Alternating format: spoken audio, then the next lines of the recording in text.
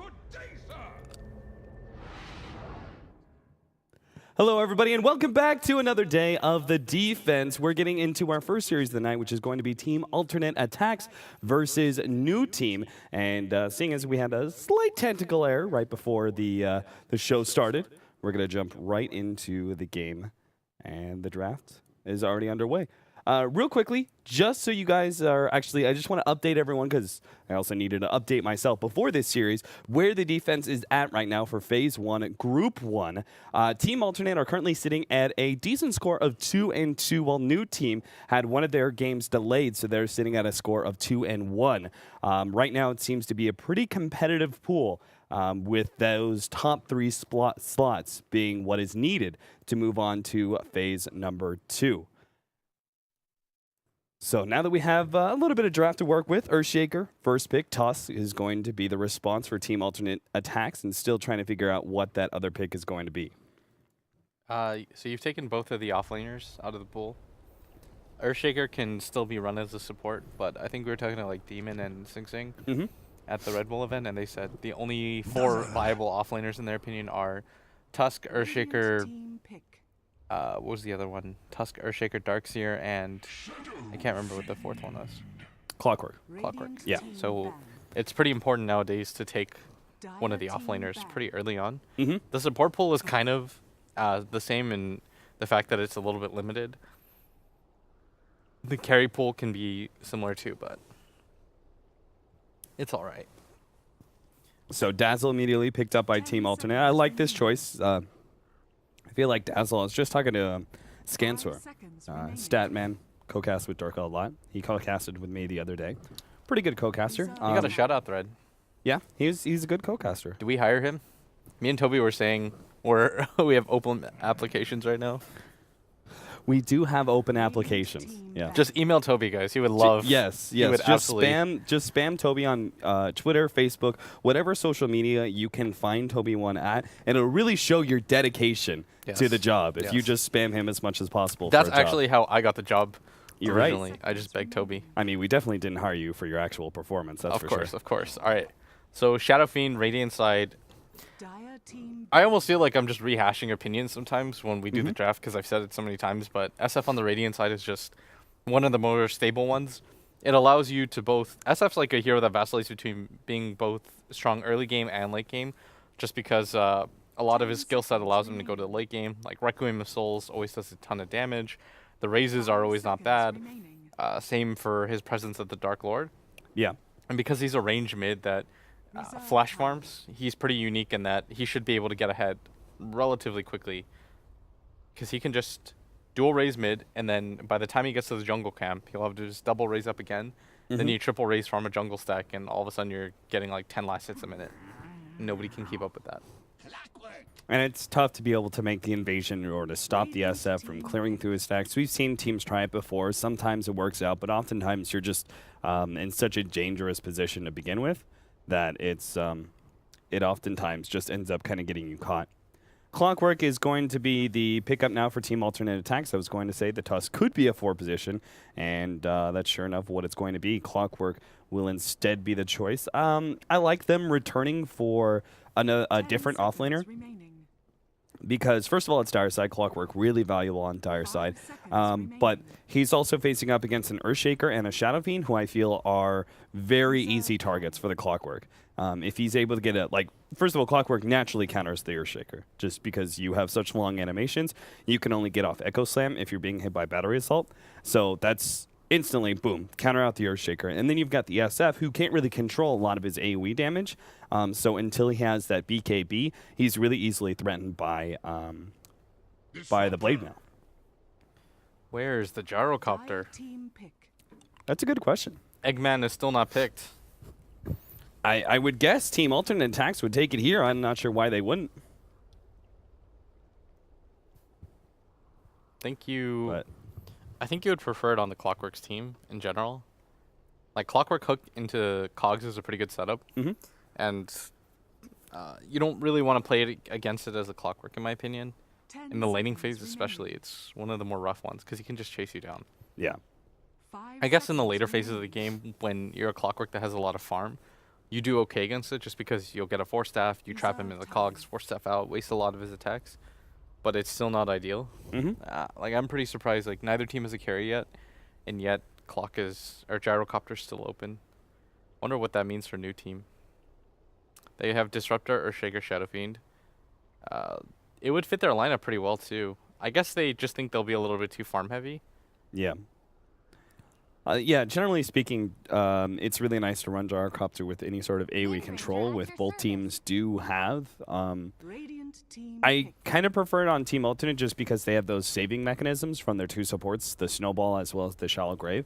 And then Weave also has really good synergy, I think. When you do an aggressive Weave and you have Flat Cannon out, you know, that just has so much natural synergy to it that I would love to see it for ATN, but still not going for it. I'm not sure. Maybe both teams just agreed no Gyrocopter to begin with, but we'll see if new team takes it now. Wind Ranger was the choice by ATN, still keeping themselves pretty open. I feel like the Wind Ranger, if you're going to pick up, if you still want to pick up a mid, but leave yourself your draft pretty open, I feel like Wind Ranger still makes that, because Wind Ranger can be pretty powerful in the early game, but also can be pretty farm heavy sometimes. Like, Wind Ranger is definitely not a bad hero going mid to late game, with that focus fire being so powerful with the Ags upgrade nowadays. So I really feel like that the Wind Ranger, you can still run this really aggressively if you want to and pick up an early aggro carry, or you can fall back with a little bit more slower paced farm game, and still the Wind Ranger will be really valuable. It's just going to be rough laning her against an SF. Like, if she doesn't kill the SF within the first 4 or 5 levels, it becomes way too difficult for her to be able to deal with. Because then she does fall behind when it comes to farm. Like, you're gonna just power shot waves to clear, whereas the SF can just rely on non-stop raising. And I don't find that to be as good of a 1-for-1 trade. Ancient Apparition picked, like, both teams are leaving their carry to like the last possible pick, which is kind of a little bit odd for me, but I'm trying to think right now. Ancient Apparition is still a really weird one. I mean, it counters a healer like Dazzle, and that's nice, but we haven't seen a whole lot of Ancient Apparition. Maybe they just pick like Spec or something, do something weird. Yeah. I'm trying to think of what carries synergize with the AA. You could do some like really weird Nature's Prophet. You remember when Fear played it for EG? It was a carry a few times at MLG. Radiant team ban. Wraith King, banned out by ATN. One of the more... okay, that actually has a lot of synergy with the Ancient Apparition. He's a pretty aggressive carry. His stun, that also slows, works quite well with Cold Feet. 10 seconds remaining. And then you would be able to create a lot of space for the Razor Shadow or Fiend. Viper? Finally, Gyrocopter gets banned away. For Somebody new had to team? ban it. I would like it on either team. Razor or Viper kind of works for both lineups. You want to be really aggressive, you can take it for team alternate. You probably need something though that can keep up. So Razor I think works better for ATN. They've got the clock to initiate cogs in, you static link. Luna isn't terrible here. 5 seconds remaining. Okay. Oh. Well, we now have a very obvious Roshan advantage for team alternate attacks. They already had the Wind Ranger, the Tusk, who usually will try and pick up an early medallion if possible, and then the obvious one now being the Slardar with that amplified damage. I would really like to see... This is like the one Slark game in 2015 that we're going to watch. I guess Razor for me, or Viper still. Razor is a little bit stronger of a candidate, I think. You can go for, I can't remember what player it was. It was on eHome. Do you remember that guy that kept playing Razor every game? Yeah. It was like, his build was, he'd go mech, SNY into Shivas. yeah. Yeah, that was the choice. Ember Spirit. I thought they would take it, actually, but then I saw the Slardar and I was just like... Yeah, you don't want to go into that. Ember has like 0 armor. Plus, you've got an aggressive carry on the side of Team ATN. They can pick up a very early Blink Tagger, jump on the Ember Spirit, lead with that stun, follow up the Snowball Walrus Punch, or maybe a Shackle Shot from Wind Ranger. it's going to be, I think, a pretty tough game for the Ember Spirit in that 25 to 35 minute marker, where he's usually spending more time farming than trying to actively get kills. I think he's going to have a hard time during that period, but we'll see. Team ATN definitely have a pretty single target focused lineup, and they do have 2 different carries to deal with, both the Ember Spirit and the SF. There is going to be a very obvious level 6 timing for new team, because their supports are so dependent on that. This is a little bit weird for me.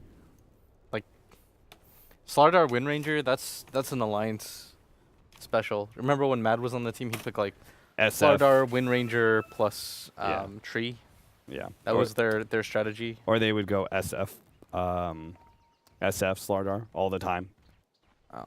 The double minus armor. The Windranger synergizes so well with this Slardar just because you amplify, you don't really need damage items. All you need is that Ags. Even pre-Ags, like Windranger plus negative armor synergizes so well. You can just get like one hero that can do it, and I guess Slardar's that hero, but this Windranger's gonna have to farm a lot. And this Slardar, he's gonna have to get like the fastest blink BKB of his life. Life's gonna be so hard for him. Yeah. Like, this is, both teams actually want to play aggressively. Like, if you're on the side of new team, you don't want your Ember Spirit to be opened up on, nor do you want your Shadow Fiend to be opened up on. You probably want to be playing aggressively. I mean, they have a Disruptor, so that already speaks to that, right? Yeah. And if you're ATN, you don't want to just get fissured into Disruptor ultimate into AA ulti, because then you'll just lose 2 heroes off the bat. Mm-hmm. Like, this is a really weird style, because most teams have the duality of where, like, one team will go for the aggressive style, the other team goes for the passive one, and that's how you determine who wins at what phase of the game. But it's almost like both teams kind of have like a really similar outlook. Well, that's a good way to get SF early souls. Have the Ancient Apparition body block for you and giving you a chilling touch, and you should get everything, but already Exotic Deer start off with 1 deny. What a weird name. I think we mentioned it in the past. Exotic Deer. Yeah. I mean, his whole team is actually a little bit weird in names. I thought you were going to say they're just weird people. No, I mean, El Lisash, I don't know, like, I'm not entirely sure where that comes from. I played a game with him today, actually. Or against him, rather. Did you win? It was that resolution game. Oh, okay. So I did. Nice. Go you. He was a Shadow Shaman. Go you. Yes. That's not a game-winning hero. He asked me, what did I ever do to you, capitalist? Honestly, that's not a good hero. Yeah. Shadow Shaman just has such slow move speed. Yeah. Like those kinds of things are really underrated as a support. Mm-hmm. Like that's why I feel a lot of the supports have been phased out. Like Shadow Shaman especially. Yeah. You can never really get in a position to do anything. But I mean, CM for a long time occupied the same kind of dead zone that Shadow Shaman did, despite some very clear buffs that she got in the last patch, where she was actually a very viable jungler, and everyone always knew it, but still, CM never picked up. Oh no, what? I just looked away from that lane. FN picks up the first blood and is only at half HP? What happened? Dire's middle tower is see, under people are going to think that was bad camera work, but that should just not happen. Yeah, I literally just looked away for like 30 seconds.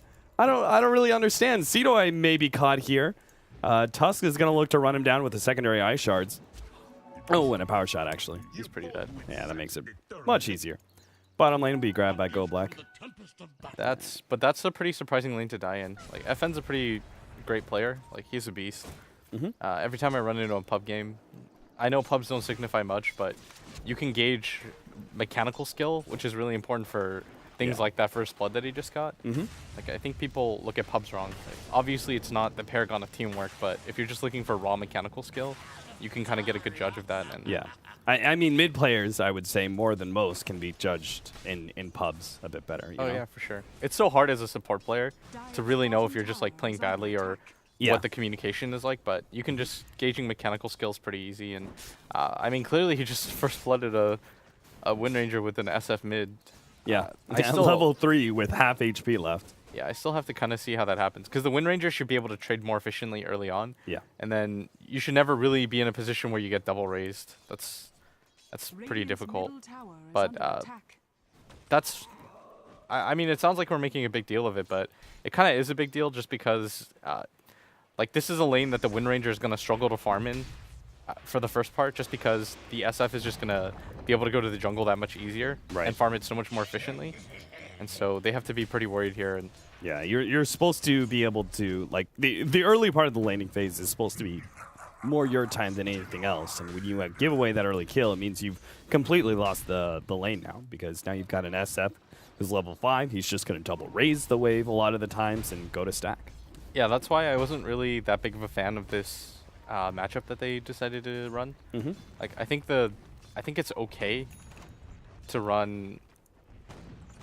Like, Wind Ranger against SF is pretty difficult, but I guess it's okay. But you definitely can't die on top of that. And luckily for them, they're at least getting some more kills around the map. Like, they got the one on bottom. They managed to pick off the clock, which is, I think, a pretty vulnerable offlaner, and the Earthshaker as well. So those are fairly significant pickoffs. Sasu is level 4. He's getting a good amount of experience in the offlane, at least, even if he did die earlier. Seedoy is trying to make his offlane work. Win for the early boots is now working his way towards the soul ring, but he's only level 3 right now. His hard camp did get blocked away. The counter ward looking for his ward. So, unfortunately, it's not going to have a whole lot to be able to make this lane go to his favor, except for Fissure blocking. Looks like the creepy equilibrium is pushing toward his tower right now, though. I mean, as long as the Tusk isn't there and he knows that the Slardar is within a decent distance, he should be able to get out most of the time. If you think about it, like, the Dazzle is really the hero that is going to run at him and zone him out, but it's not a hero that can actually set up for a kill. Yeah. Especially if you don't get a level of the Poison Touch. And the slow is pretty garbage. Like, let's be real here. Yeah. That's not an actual spell. For harassment capabilities, level 1 Poison Touch, I think, is pretty decent, but it's It's not worth no one's maxing it out early, that's for sure. Yeah. The slow is not valuable enough. The damage is just barely okay at level 1. Yeah. I rarely see anybody max it out or even get a level of it. Like, most people just go, you know, the heal, stats, grave. Weave, of course, is really important, but other than that, it's not too big of a deal. I think it's important to get the level of it when you're facing an offlaner who can battle with you. You know, trade hits. Like, you need to be able to have the Poison Touch to make that extra little damage go to your favor. So I think, like, Phoenix would be a good example of an offlaner who kind of needs to fight the support a lot of the time in order to get that experience. And that Poison Touch allows you to just have that little bit of extra efficiency where they can't trade hit for hit. This is such a rough lane for the Wind Ranger right now. Like, she's not... she wasn't able to contest that top rune. But surprisingly enough, neither of new team's supports go to the bottom rune. Like, I think that's on you to be able to protect that. Like, even if the Wind Ranger comes in, you should be able to make something happen as a result. Like, they're pinging her like crazy. At the very least, deny it, you know? Yeah, you can go from the creep camp and do it. Is he really going to try? And there's no way he can take the stack, so... He's trying to catch the SF, I think, when he goes for it. This is the only thing. But this is like a wasted endeavor. He already knows that the SF is aware. Like, the Shadow Fiend's not even showing in this mid lane. Yeah. This is just wasting 3 people's times. And this is even more significant for the Wind Ranger, because to get back to her creep camp, she actually has to walk through the tower. And this is just not efficient. Or she has to walk all the way around. Like, the SF's not only going to show mid. He actually waited the perfect amount of time. Like, the Wind Ranger gets spotted out. Just missed like 2 creep waves full of XP. The SF is now alerted to the fact that they're aware of the stack, so he'll just immediately take it. And that was just a huge waste of time, because the Wind Ranger should have known that the ward was still up. Like, if you look at the time.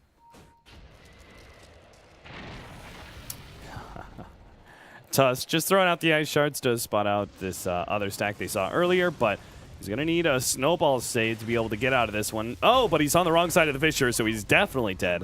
I didn't really think he was going to be able to escape in the first place, but the wrong side of the fissure does ensure that there's no escape. One of the supports have to go mid right now. They should take XP. Somebody should go top too. Like, the top lane is going to push in, and they've got a catapult too. So it's really inefficient for both Goblek and Cedo to be here. Yeah. I would actually kind of expect Goblek to go up there. Yeah, because I think you needed the more assured CS on the Earthshaker, because it's already, you know, a tough situation for him. The Disruptor, I guess, can just use the lightning too to pull the creep wave. But they're all gonna send Sidori up there. I don't. I guess this is fine too, because the mid lane is not gonna be open for as long as the off lane will. Yeah. Just because the Shadow Fiend will rotate back mid. And he does have his Soul Ring, so he's got some spamming capabilities. The Fisher. Looks like this early tower will be going down, though. Hero Supreme's committing. TP comes in. Tower is going to be put into deny range, though, at the tail end. So, smart decision making. And they should be able to get the deny in their own time. Go Black, meanwhile, hoping to be able to pick up that level 6 for free before the SF comes back to lane. FN is so farmed right now. He's got the fully completed mech. Nobody's even close to him. Like, the Wind Ranger's still working on upgraded treads right now, just to give you some perspective of the level of farm difference. It's going to be so difficult to fight into him right now. I don't know quite what the game plan is, because the Wind Ranger had to go a lot better than this, and it's not even like their offlane was all too successful. The good news about the Clockwork, though, is once he hits 6, he's still one of the better counters to Shadow Fiend in the game, even if Shadow Fiend has, what's that item called? A mech? Like, Clockwork's so annoying in that regard. And he's got a fair amount of farm right now. If he hadn't died, he'd have like 200-300 net worth more. For good or worse, he's only 11 CS behind his Wind Ranger. That's pretty absurd if you think about it. Looks like Tatsu is going to try and go for that early blade now, which I do agree with, but I don't usually try and go the broadsword first.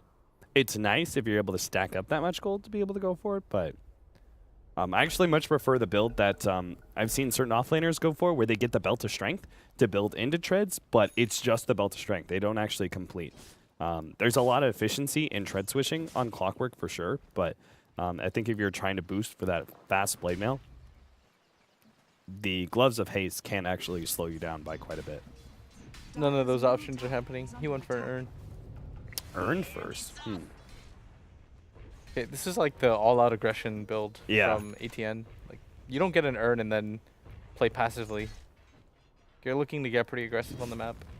I'm just not sure, like, there are some assured kills for him, but they are going to be so far on the side of, oh, the stun goes out.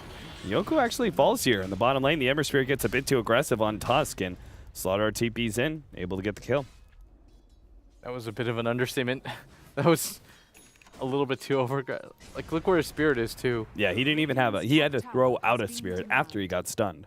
Yeah, he needed to throw that Spirit out in a much more defensive place. Like, you can't play that aggressively with your Spirits. Yeah. That's one thing I really liked about No Tails. No Tails Ember Spirit yesterday, is that he always made sure. Like, some Ember Spirits just kind of forget because of the nuance of the game. It slows down, they're kind of relaxing, and then they just decide that they're not going to get a level of that, and then it ends up just completely screwing them. Clockwork? He had to pull out some sort of hookshot play in order to get out of that one. He does draw a bit of attention, though, away from this middle tower, which Wind Ranger takes so damn quickly with the Phase Boots and Null Talisman build. Bottom lane, tower is feeling some pressure out from Yoku, and no fear is level 5 Ancient Apparition, not quite having that Ice Blast, which does change things around quite significantly. Hero Supreme. Okay. He's got to remnant out somewhere, right? Oh, Yoku, you gotta get out of here. And jump in. They're going to Cogs push back. That's actually a nice Cogs push, but he's still going to be latched over onto the side. What's that? I don't think that hit. Because that's a level 3 shackle. Yeah. Sorry. When I say latch, jump over. That should have been a hit shackle. He just had to up tilt it by like 10 degrees. This is pretty bad, though, for ATN. I don't know quite what the game plan is. And Yoku's just kind of playing the Ember a little bit too YOLO for my taste. He never has a Fire Remnant out, which scares the bejesus out of me. I think the Slaughter just naturally assumed that he did have one out. Otherwise, he very easily could have just run around the side and caught the Ember Spirit underneath the tower. But for sure. He's got a Bottle Blink. I really like this build. They're going to try to get aggressive right now. He's definitely getting shackled. Nice.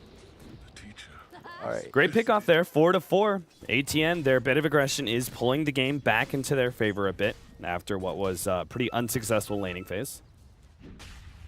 And they do have the early Roshan, which they can take at any point in time. What do you think about the Midas Slaughter? Do you think that just wasn't an option that he had to get aggressive as early as possible? I don't like it at all. I think that we saw it the other day, right? In that captain's draft thing that we were playing in the Red Bull thing. But I think it just slows you down by so much. Being able to... Slardar's not a hero that necessarily is meant to keep up with other late gamers. Yeah. Like, obviously, it's really nice to have stuff like a BKB and all that jazz, but it's not 100% of the way necessary. Like, those are just luxury items. You really just need a blink. And you're never meant to be the real true one-position carry. Yeah. I don't think Slar should really ever be drafted in that role. Yeah, you should always have a mid that is able to go late game better than you do. Yeah. He's just meant to be the initiating carry that amplifies damage. Clockwork actually went on illusion on the side. Meanwhile, our Tusk is very much dead. Tried to Ice Shards block, but that won't be saving. Elisash unable to get the Shell Grave out on time. Cogs push back. Nice shackle shot from Exotic Deer.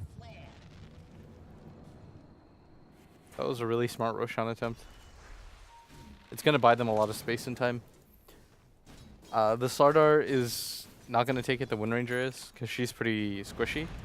But she's got so much backup behind her. Like, she's got the Grave, she's got the Snowball. So it's going to be pretty rough to kill her twice. I'm actually surprised that new team isn't more aggressive because they had such an early mech. Like, that level 11 early mech Shadow Fiend is so hard to contest when you want to fight into it. But they're playing very passively right now. Ring of a kill on Mech. Yoku, ring of a kill at Treads. And earn on the Disruptor. It's an odd one. Hand of Mine is going to be built by No Fear. And a Blink Dagger is actually pretty close for Seedoy. He'll get about a 16-minute Blink Dagger, unless he dies in the next fight. They're going to go for this bottom time. push. I like this. Like, this is what I was talking about. I don't know why they didn't just do this a little bit earlier.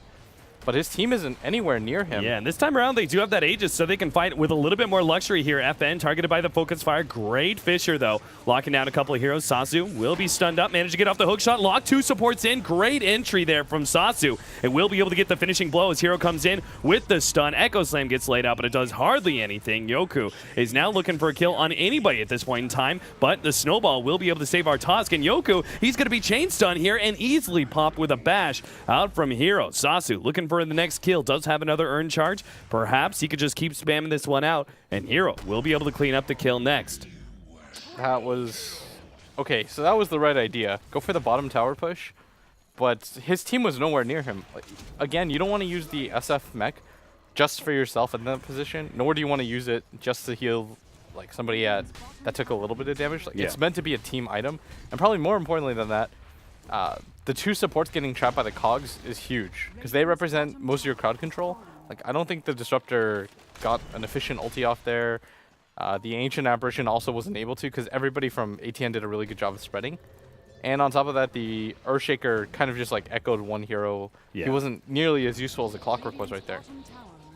That was just unfortunate event after unfortunate event for new team. That was just kind of poor communication. That's not really individual play. That's probably just FN might have just been like, hey, I'm going to push this, and everyone's like, oh, we're right there. Don't worry about it. You don't quite know who's to blame for that, but usually that's just a team thing.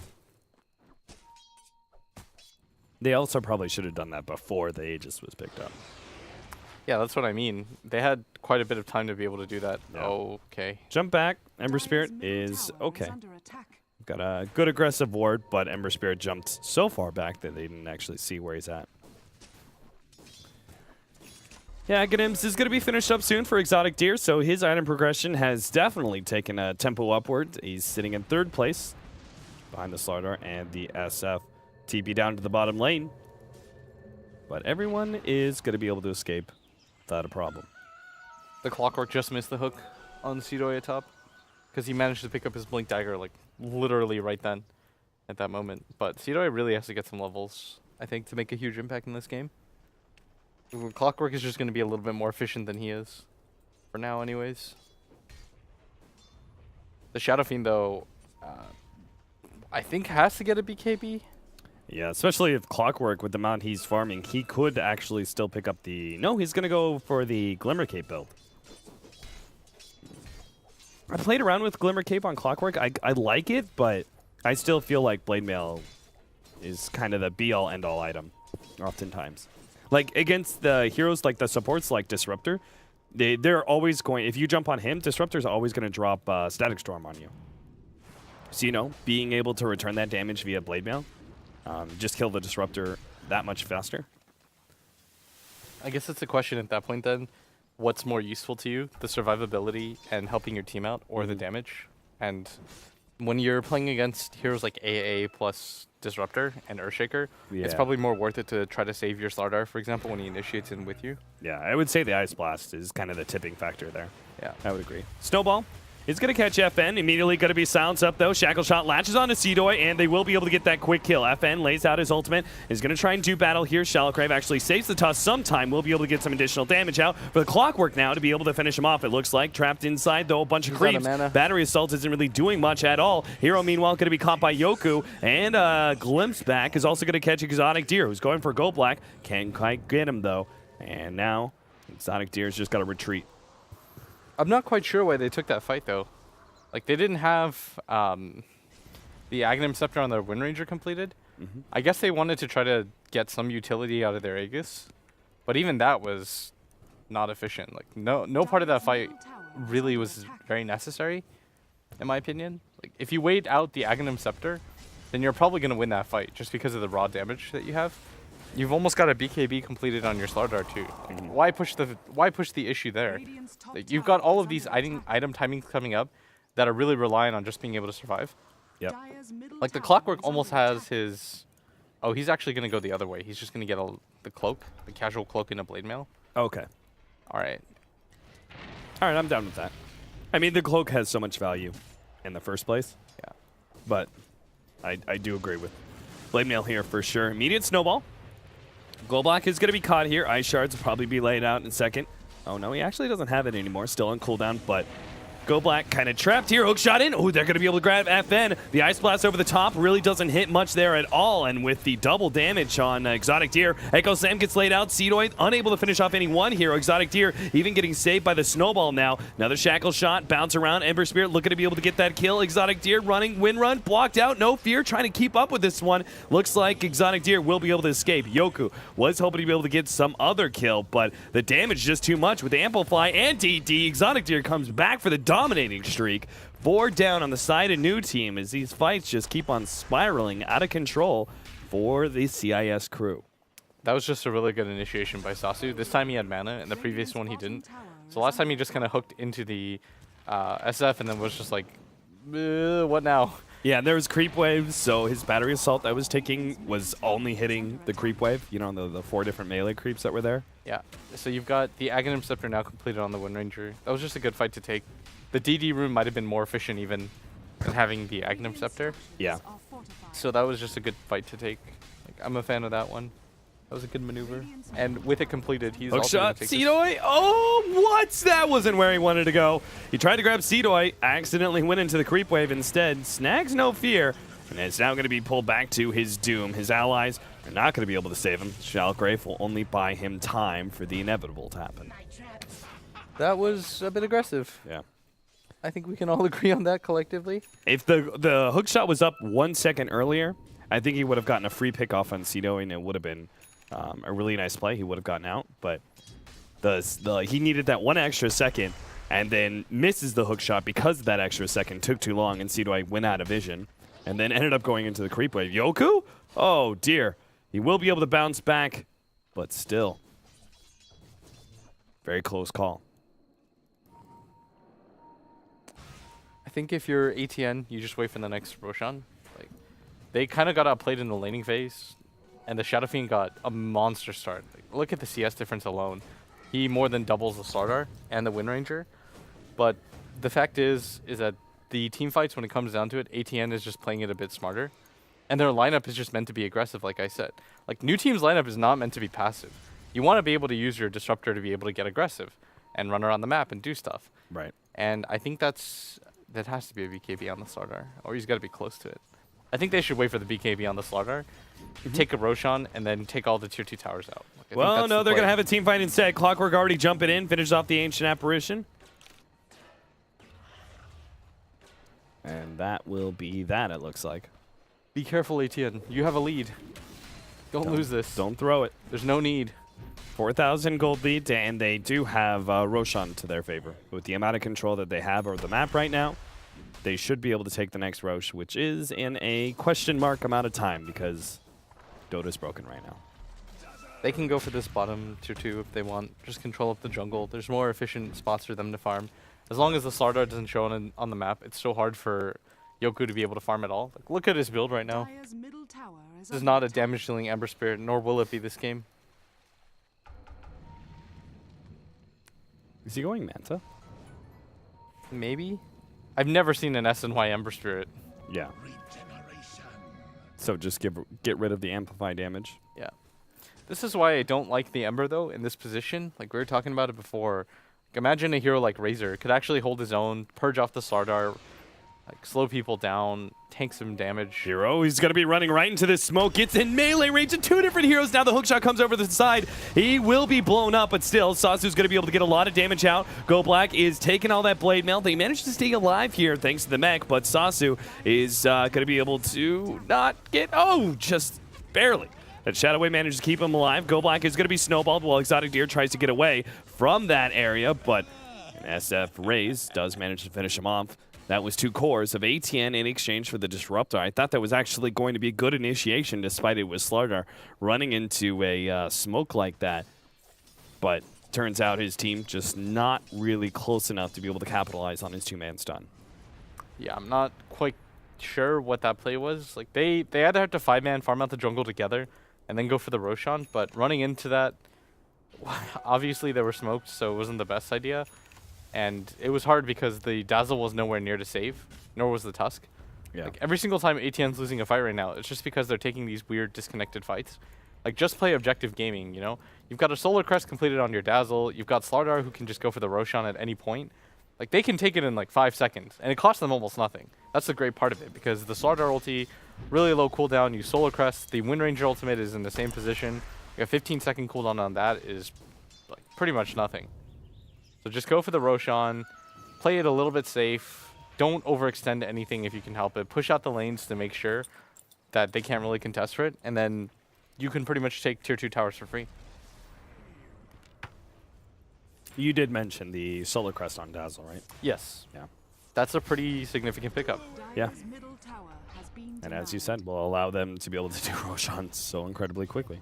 It's what, minus 15 from Amplify, minus 10 Solar Crest, minus 25 armor. Just from those 2. The Wind Ranger will hit hard. Yeah. We agree on this. He only has 8 armor. Good lord. We agree on this. Crystallis now for the Wind Ranger. Is this a smoke into Roshan play? Yeah. Okay. I mean, they didn't even try and hide it that much. They really didn't. But that's the thing, right? Like, in that sort of situation, it doesn't matter if the enemy team sees you. No, because they're not going to come challenge you, because what if that smoke isn't into Roshan? Yeah. What if they're sitting on the cliff, you know, what if they're sitting on the high ground in this area? And if you get initiated on like that, going down to the low ground just to defend a Roshan, you probably just lose the game. Like, almost immediately. You just you lose 5 heroes, and then they take Roshan, and then the build is, or the late game lead is so significant that it's hard to keep up at that point. But ATN, I think the better play right now is just to force them back, take this tier 2. There's no way that new team contests this tier 1 or this tier 2 at bottom. So their plan is just to punish and force them to come back and then split push again. Here's what's going to happen. They're going to push all the way up here, start hitting the tower. When ATN's heroes show up at bottom, they'll just continue and play the split push game for as long as they can. But this is why heroes like 1 at a time are coming in. Like, this is the perfect play right now from ATN. Sasu's going to be able to get the pick off on Go Black. Not quite. Actually, the Glimpse will be able to save him. Snowball from the side will be able to, oh no, he ran right into that SF ulti and will go down because of it. The Fisher on the side is trying to stop Hero, but Hero just keeps on running through these heroes with a 10-second BKB. They take out 3. Flee, SF. Yoku. Flee. Jumping. You don't want to be here. Pops the Manta in order to get rid of that amplified damage, but Slardar Slardar is still on his way. He's and still you've run gonna out of chase. remnants. They spotted him too. He's run out. Hero's going to He's got the angle. He's got him. Yoku has no more remnants. He's got a rem. Oh, he has 1 more remnant. But Gotta get out of here. Oh, that oh my crit. god. Is under attack. Crit plus amplify damage. He's not getting away from that one. That was genius by ATN. What you just saw there, like the clockwork TPs to the tier 2 tower in the middle, then they set the trap by sending 2 heroes in the back line here, and then they all converge at once so that the 2 heroes can TP onto this tier 2 tower at top. Yeah. Because they knew exactly what I was, that's one of the most classic plays. You're behind the enemy team Roshans, you force the tier 2 rotation at top, and then you waste a full minute and a half of the Aegis. But that right there just made things so hard, and they're going to get a pick on the SF. FN is dead as well. This Oh, is dear. so rough. I mean, like, no offense to ATN, but this is not like a known team or anything. So new team should be the team that has the edge, just from competitive experience and name value. And I mean, ATN is just saying, no, screw that. Like, look what we can do. When it comes to farming, like, they're still getting kind of stomped. But when it comes to actual team fighting and engagements and how to set up, this is just pure teamwork. I think new team is relying too much on their individual skill, whereas ATN is just outworking them when it comes to the tactics. And it's pretty brilliant. Like, the way that they set up that top tier 2 fight, so smart. Yeah. Can't appreciate that enough. Exotic has the Aegis, so he doesn't really care too much. He'll be on the front lines with this win run. Chipping away at that tier 3 tower. So he probably shouldn't just give up the Aegis for free. Still another 2 minutes left on it. Get some heals. And ATN will actually back up here. I think that's not a bad move. You're still playing against an Ancient Apparition plus Disruptor. At the same time, though, maybe I would have gone for it just because the SF doesn't have souls. That's a pretty significant factor. That's honestly what I feel like SF's biggest drawback is when he instantly respawns, he comes back with no souls, your teamfight potential just drops off the map. You just deal less damage with your ult, your right clicks. Yeah, it's certainly not a respawn hero, that's for sure. Or a buyback hero, that's for sure. It's not like Storm, where you just like instantly get mana, zip in, Yeah. hoo hoo ha ha. Shadow Fiend just is one of those static heroes. Zip, zap. Yeah.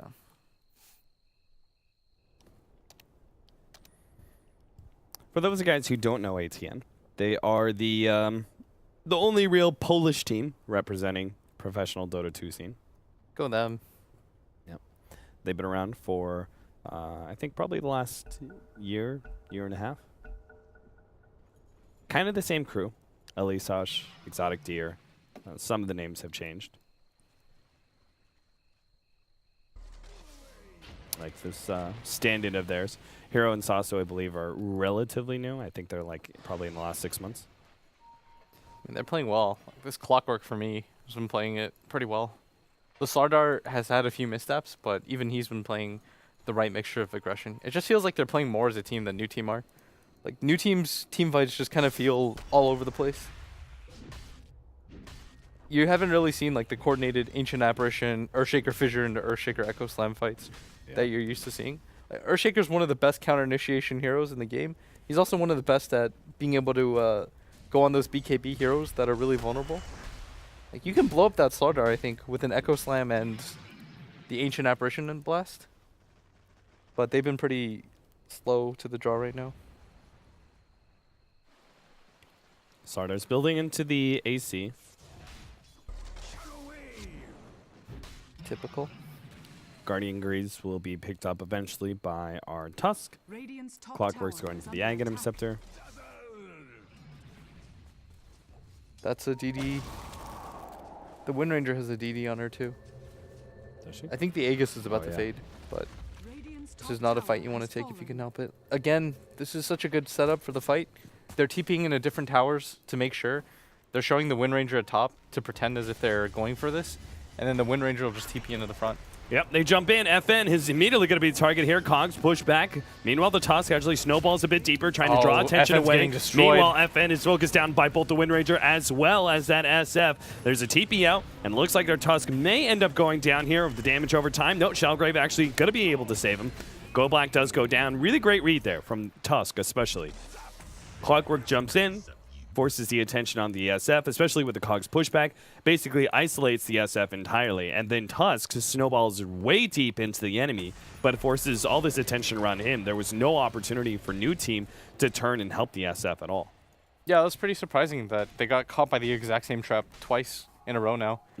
Because new team are doing the standard setup, which is you go for that split push. You have to in that situation because you're not going to defend by that tier 2. What you're really thinking about is, in those type of scenarios, like, is it valuable enough for us to potentially lose 5 heroes to go for this? So they go for this bottom tier 1 push, thinking it's going to be a free tower, but ATN set that up so well. This is just good Dota overall. They're playing it pretty much perfectly.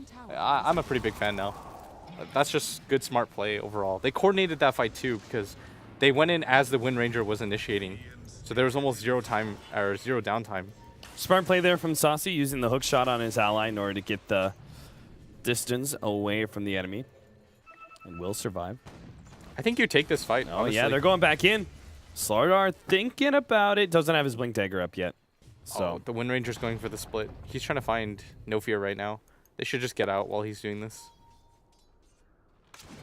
Exotic Deer's going to miss the chance. Yeah, they're just playing good, smart Dota, though. Like, the Wind Ranger goes and looks for No Fear at that time, which I think is a fine play to make. And then at the same time, his teammates disengage completely because they know that once he shows the top, no matter what happens, they'll take that fight. Yeah. 100%. And it looks like the Wind Ranger should go back for the MKB, actually, instead of fully completing this Daedalus. Like, his damage is enough. It's the true shot that's going to make the most sense for him. When he's got the Slaughter Amplify on the SF every fight anyways, there's no reason to just blindly complete the Daedalus here. But I think at the same time, the Shadow Fiend, I don't even know, man. The Butterfly gives you a lot of armor, I guess, but it's not going to do a lot for you once this Wind Ranger goes to this tech switch. But I guess he has no way of knowing that. do you think if he has an idea, or maybe he sees the MKB coming? Oh, never mind. Just picked up the Eagle song. If he had complete information like I did, he'd probably just go Scotty or AC. Yeah, I was about to say, just leave the Talisman for later, essentially, and go Scotty. Yeah, but the Wind Ranger is just playing it smart. Like, she has the Daedalus if she wants it, so she's definitely going for the MKB. There's no reason for her not to at this point. Ember Spirit, what do you got? Oh, God. Oh, that's That depressing. hurts. Yeah. The good old 38, 40-minute Battle Fury. That's how you know it's a rough game on Ember Spirit. You take what you can get at this point. Yeah. I don't even know if Manta was really the play. It's not helping him whatsoever. He still dies in like 3 seconds. Remember that top chase? Mm-hmm. Like, if you're getting chased down, like, if they want you dead, you're dead. Yeah. Going for the Battle Fury and just hoping for the big play, in my opinion, is the better idea.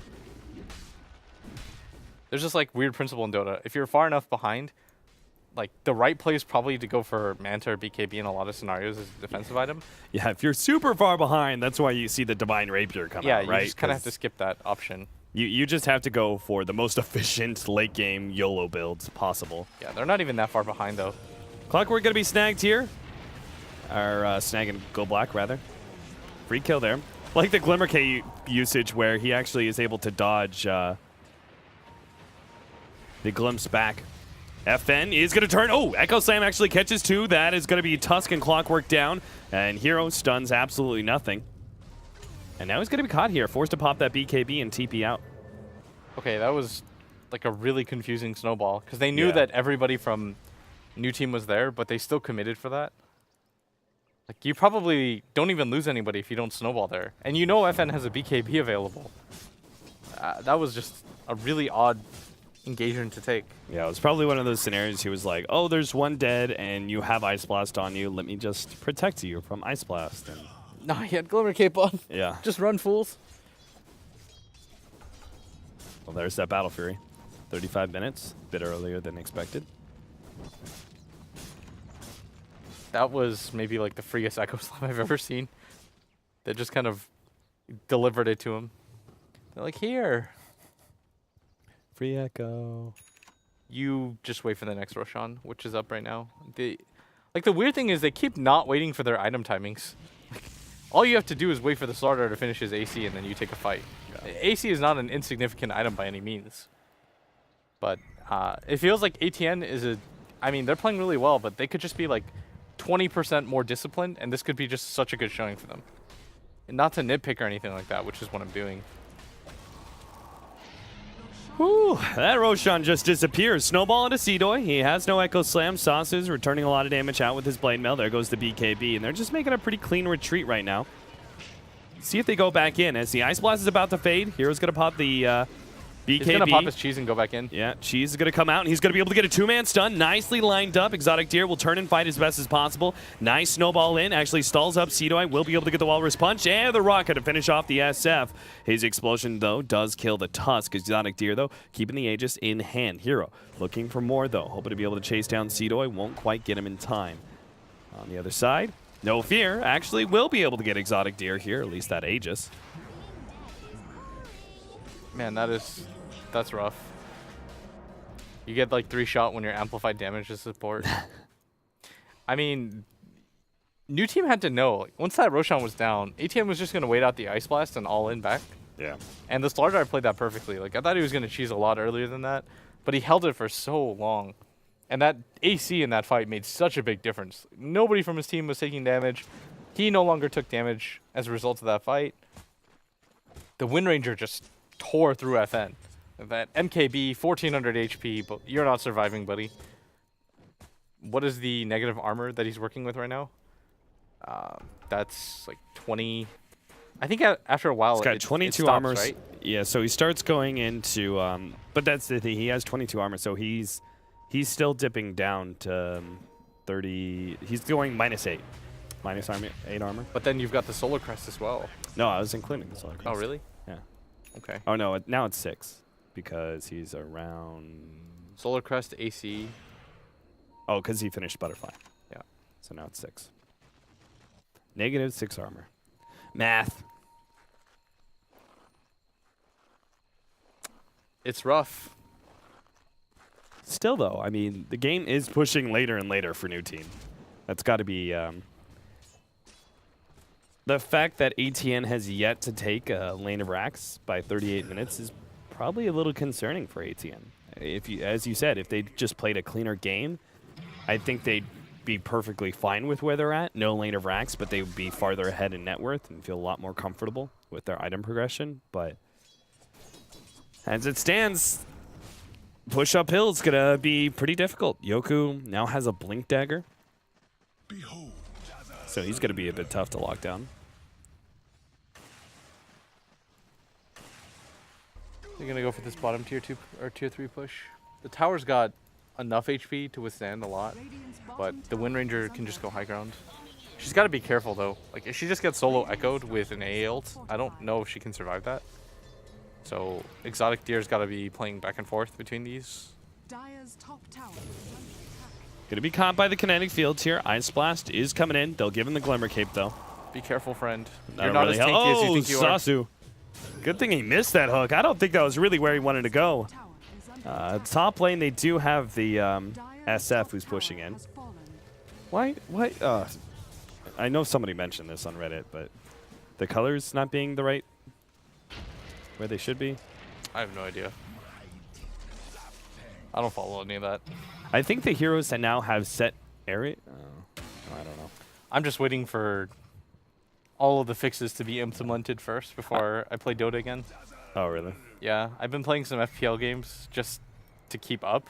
Because if I don't play Dota for like longer than a day, then everything kind of gets out of order. Oh, yeah. But I just play Dota like once or twice a day. Go Black. Oh, okay. This initiation, jump though. in. They're going to be able to finish off Seedoy nice and easy. Snowball in. Also gets Go Black. And now it's a question of how many more kills can they get. ATN buyback out from Seedoy is actually going to force them back now. FN starts focusing on Just Hero. echo The him. damage is not fast enough. Jump in. Echo Slam in the back. Going to go for Sasu. Can't quite finish him off, though. Shackle Shot not going to latch to anything. And they do he got get the a cheese heal off, out. too.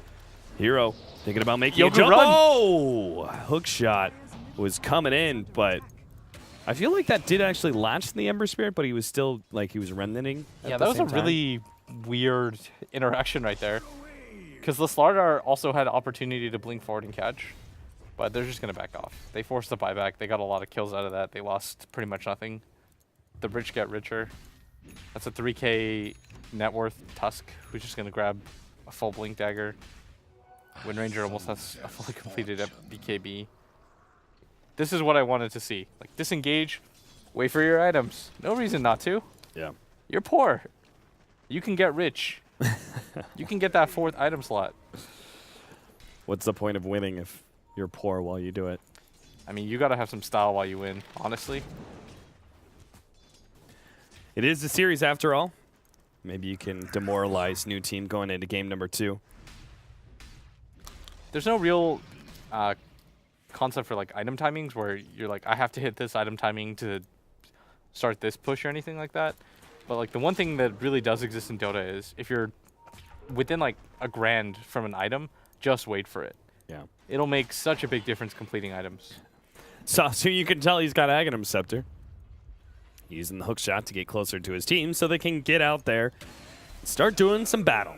5-man smoke up. If they get a good pick off here, this could be pretty much the end of the game, or at least seriously gimping. New team will be able to find Go Black. That's a start. Can they find anything more, though? Oh, they've caught Seedoy. That's going to be a great pickup, especially since they know he does not have buyback. Sasu, whoa! Sasu. He jumped in deep. I'm not sure if he was just looking for something right up the cliff area or if he actually wanted to go this deep in, but he's caught no fear. He's got Glimmer Cape and Blade Mail up.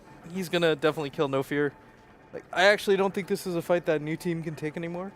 Their Earthshaker's dead. They know there's no buyback up. And if either of those carries get caught by the Slardar or the Wind Ranger, then the game might actually just be done. So they've got to be careful backing him up here. Ah, Sasu. He's not going to commit. He's going to back out. Ice Blast. Nope. Okay, I mean, now the Ice Blast is on cooldown, yeah, too. that's as good as killing the Ancient Apparition. He's not effective for another 30 seconds. Now the jump in onto FN. Just push him back. Create some space. Allow your Wind Ranger to finish off these buildings. Sasu should have just YOLO'd it. Yeah. Like, whatever. I agree. Create some space. My team's right behind me. But they're still going to lose 2 sets of racks here, for sure. Yeah. You can't fight without AA ults. Even the Disruptor at this point means a lot because there's no real BKB threats. It's just going to be focus fire down. Exotic gear does a lot. Walrus Punch. Oh, he just clumps it back closer. Says thank you for the Nice. free little small skip it a jump out. And ATN. Now finally they can take probably a big sigh of relief and go, okay, now we're finally getting some big time objective. It's 43 minutes into the game, but we've taken double racks. We're essentially one very small step away from finishing out this game. They just have so much gold right now to work with, and ATN doesn't even really have to take inefficient trades anymore, or efficient trades anymore, just because they're so far ahead that it doesn't really matter. Like, they have buybacks, they've got everything that they need to complete this game. Your Slardar's just got a ton of money. All your side heroes, too. It's a pretty underrated thing. Gobluck would kill right now for pretty much anybody's net worth. Poor Goldblack. He's got a point booster. Still regular boots and point booster. Like, this Dazzle still has this bottle from this Wind Ranger. That's some gold right there. He's got 2,900 gold right now. You've got a full Crimson Guard, too, on your Slardar. He's so rich that he decides to get just this item. Yeah, the item that doesn't even have a whole lot of value in the late game, but it helps versus the Ember Spirit. Yeah. Might as well. He's like, whatever. I've got money to play with. If this was a closer game, would you have rather seen him go for like Heart or something? I don't know if Heart's the item just because of the AA. Let's see. What would be amazing here? I don't know. Go for the Blink Shiva's play. Okay. Maybe even a Hex. Hex is an underrated core item.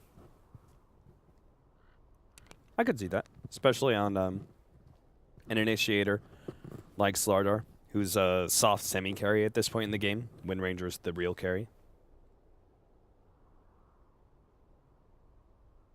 So it's 14-31 right now. Looks like everyone's back in the game, so it's 15,000 gold lead for ATN. Same goes in experience. Any items we haven't talked about? I'm sure Wind Ranger's got to have a data list soon. Soon. I like the fact that he went back for the BKB. instead of completing the Daedalus after the MKB. Yeah. I agree. This was definitely the right setup. I mean, what do you... I feel really weird to say stuff like this, but I think this game's over. Like, they've just lost too many consecutive fights in a row. Their Ember kind of just has to buy out. Like, I think the Ember and the SF actually just buy out. Like, a lot of people say, oh, well, you need buyback for the base defense. But what does buyback matter if you're getting just stomped in the fights? Yeah. Like, you would rather just have one really clean hero rather than, like, a hero times 2. Yeah, even if they did, like, buy back and try to fight, you could just lose Mega Creeps at that point. Yeah, exactly. Before you even get into the fight. Like, there's no point in saving, I think, in this kind of situation. Yeah. You really kind of have to learn how to play it by ear, because most of the time you do want the buyback. But, for example, like, the SF won't really matter, because he's not going to respawn with souls anyways. The Ember Spirit probably makes the difference, just because he's such a fragile hero to begin with. Mm-hmm. The Ember is meant to deal a lot of damage right now for free. But this initiation is going to just be the game ender. 45 seconds, smoke. They know something's on the side, and that's why the initiation comes out. Go Black. Throws out his ultimate, not really getting that much. Meanwhile, Hero also going in for no fear, trying to stop that Ice Phantom going out. It will get out anyway, but Exotic Tears already popped his BKB, trying to stay ahead of Yoku, but a Remnant Jump is going to be able to catch up to him. Nice Shackle Shot now. He'll actually be able to turn things around with Hero comboing up the snowball over the top. They finished off Cedo. Yoku will die as well. And that's the full man wipe. And I'm sure that's going to be a GG call out from new team, as they only have a buyback on Ancient Apparition and Ember Spirit. They all have buyback travels. Like, that's the sign. Yeah. When the entire team has buyback travels, like, that Dazzle just bought like a full 4-staff even after that effect. Didn't even really care. Just too many sloppy fights in a row from new team. Yep, so well played by ATN. Now jumping up to a score of 3-2. Actually, I think they're occupying, I believe, the second place position now because of that win. If they get another win, they'll tie it up, kind of, with Scary Faces, who are 4-0. Is Scary Faces the team that they picked the techies against ATN, right? I think so. Yeah, they're looking pretty scary.